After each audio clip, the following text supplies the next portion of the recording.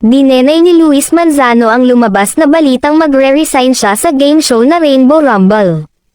Laman kasi ng chismis sa isang radio program na magre-resign daw ang TV host sa kapamilya game show na Rainbow Rumble.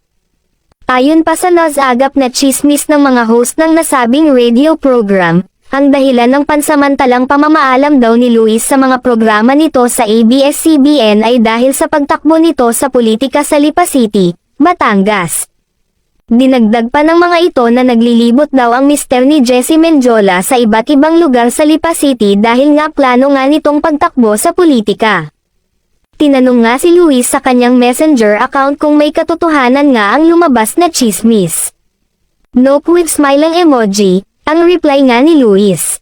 Mukhang wala rin siyang balak pasukin ang politika sa ngayon dahil ayon sa source sa Lipa City, ang kapatid nitong si Ryan Christian Recto ang maugong natatakbo sa kanilang lungsod. Samantala, patok naman sa mga viewer ang bagong game show ni Luis dahil last week ay pumalo sa 505,535 ang combined peak concurrent views nito sa YouTube at Facebook.